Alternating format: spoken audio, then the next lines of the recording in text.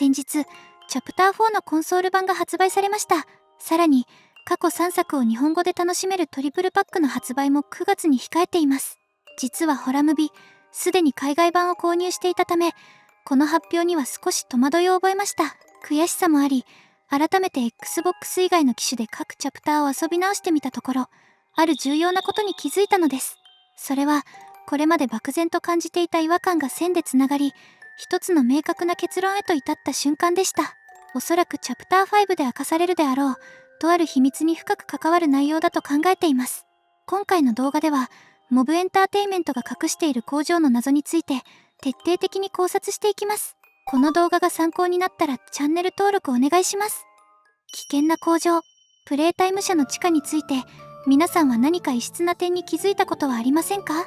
チャプター2以降、物語の舞台は工場の地下へと移っていきます。その中で、プレイしながら、なんだか変だなと感じた方も多いのではないでしょうか。そう、地下の各所が明らかに異常なほど壊れているんです。床には大きな穴が開き、壁は崩れ落ちて、ところどころでは岩肌がむき出しになっています。一体なぜ、こんなにも破壊が進んでいるのか、ただの老朽化にしては不自然すぎますよね。チャプター3では、プレイケア全体が収まるほどの巨大な空洞が地下に存在していることが明らかになりました。さらにチャプター4では、鍾乳洞のような自然の地形まで登場します。つまり、プレイタイム社のおもちゃ工場は、これらの大空洞の上に建てられていたことになります。したがって、各所で見られる床の崩落や壁の破損などは、この地下に広がる空洞によって引き起こされた地盤沈下が原因であると考えられるのです。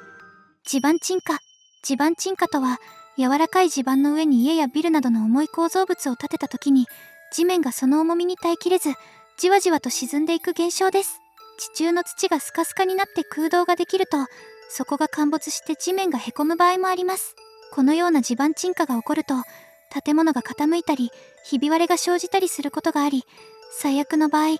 建物自体が崩壊してしまう危険もあります。チャプター2では、複数の場所で不自然な倒壊や巨大な空洞が確認されており、これらは地盤沈下が発生していた可能性を示唆していると考えられます。実際にプレイタイム社は、エディの指示のもと、ワレンバッチ建設による大規模な地下工事を何度も実施しており、地中を深く掘り進めた結果、最終的にはラボ施設まで建設しています。しかし、倒壊の危険があったのか、ラボ周辺やその他の重要施設の付近では、鉄製の支柱で構造を補強している様子が見られます。となると、こうした地下施設の建設にあたって、地盤の不安定さや崩落のリスクは、事前に把握できなかったのでしょうか。地盤調査。通常、建物を建設する際には、事前に地盤調査が行われます。地盤の硬さ、水脈の有無、地中に空洞がないかなどを調べ、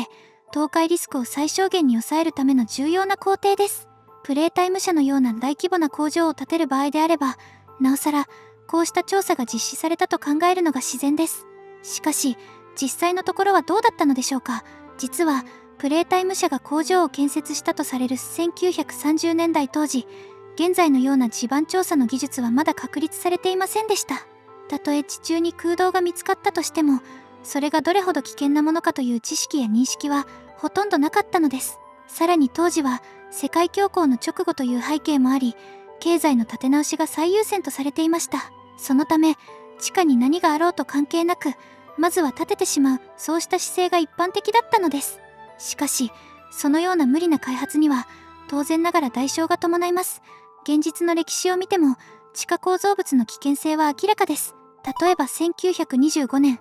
アメリカ・バージニア州リッチモンドにあるチャーチヒルトンネルでは、補強工事の最中に大規模な崩落事故が発生し、多くの犠牲者を出しました。その後も周辺の地盤では沈下や陥没が繰り返されており、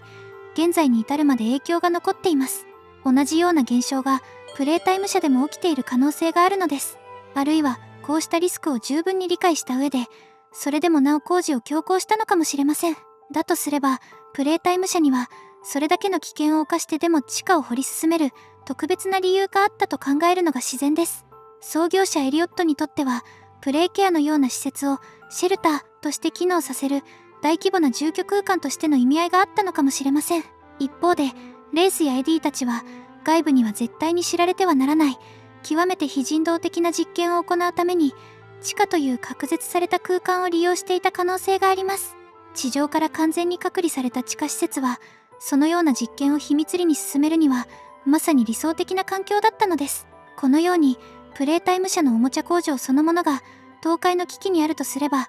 これまで点在していた様々な情報が一つの線としてつながってきます。例えばプロトタイプと博士が交わしていた時間がないという発言。この言葉は単にプロトタイプ自身の活動限界が近づいているという意味だけでなく、工場そのものが崩壊する危険が迫っていることを示していた可能性があります。そう考えるとチャプター5では崩落の危機に瀕した地下施設からの脱出が終盤の演出となり、最終的にチャプター1で登場したメインエントランスへと戻ってくる展開が描かれるかもしれません。大きな穴。ゲーム中には地盤沈下によるものと考えられる穴が各所に存在しています。例えばチャプター2のスタチューズのゴール地点はすでに崩壊しており、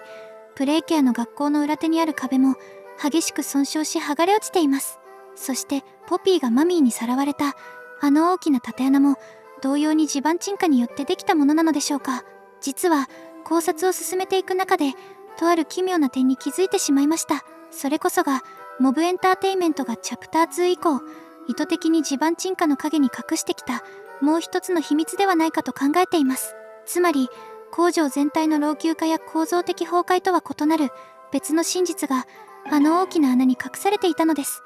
スタチューズのゴール地点はすでに激しく崩壊しており、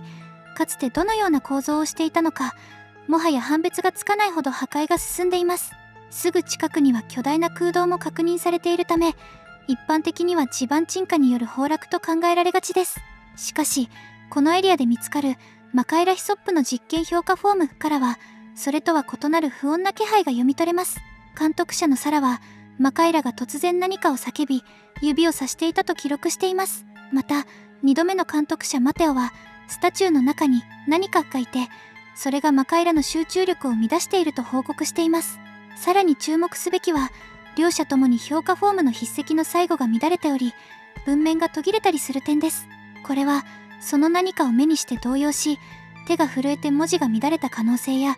あるいは実際に何者かに襲われ血が付着した可能性さえ否定できません。いずれにせよこのスタチューズのエリアには何らかの存在が潜んでいたと判断せざるを得ないのです。そしてその存在こそが何かの拍子に暴走し壁を破壊、結果としてゴール地点が崩落したのではないでしょうか。喜びの時間以前には施設は正常に稼働しており、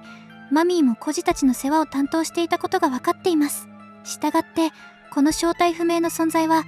少なくともマミー本人ではないと見てよいでしょう。つまりこれは単なる地盤沈下ではなく、その裏に謎の存在 X が潜み地盤崩壊に見せかけて姿を隠している可能性があるのです。学校の落石。次に注目すべきはプレイケア内部にある学校の壁に残された崩壊の痕跡です。この外壁の損壊は喜びの時間以降に発生したものです。その状況は公式ソングスリープウェルからも読み取れます。また破損の形状からはプレイケアの外部から強い衝撃が加わったことも読み取れます。ではこの損壊は地下の空洞に対して無理な工事を進めた結果として発生した落石によるものなのでしょうか。確かに地下の不安定さが原因で岩石が崩れ壁に衝突した可能性も一見すると考えられます。しかし実際に落石が原因だとするにはいくつか不自然な点があります。まず自然現象としての落石であれば複数の岩や土砂が連鎖的に崩れるのが一般的であり、単独の衝突だけで終わることはほとんどありません。またもし仮に一つの巨大な岩石が衝突したと仮定した場合、その規模の衝撃であれば学校の内部にまで被害が及んでいたはずです。さらに決定的なのは落石の痕跡そのものが存在していない点です。プレイケア内では雲の落下や石像の落下など視覚的に明確な演出がされている場面があるにもかかわらず、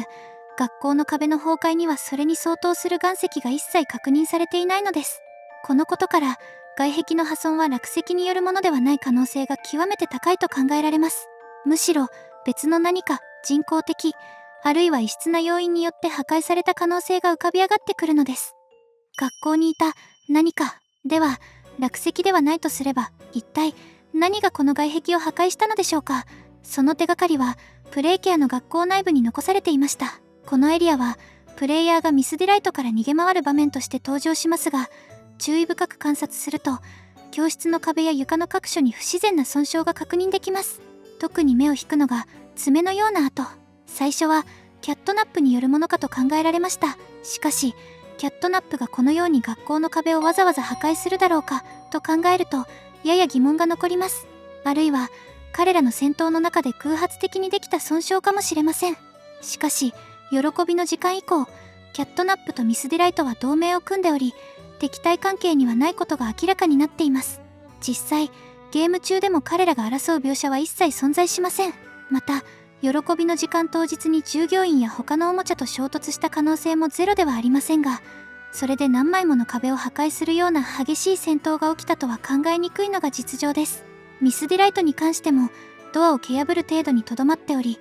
構造物に大規模な損傷を与えるような力は描写されていません。決定的なのは公式ソング「スリープウェル」の映像です。この中には学校の教室で何者かとミスディライトが対峙しているシーンが描かれています。その際ミスディライトの顔面にはすでに大きな損傷があり、これはおそらく姉妹を捕食した後の姿と解釈できます。というのも喜びの時間からしばらくの間、姉妹同士の争いは起きていなかったことが資料から読み取れるためです。つまりミスディライトは学校内で姉妹以外の何かと対峙していた可能性が高く、この未知の存在こそが学校内部の爪痕や外壁の崩壊といった異常現象の真の原因なのではないでしょうか。従業員が見たもの。ここで一度スタチューズのマカイラが見た何かについて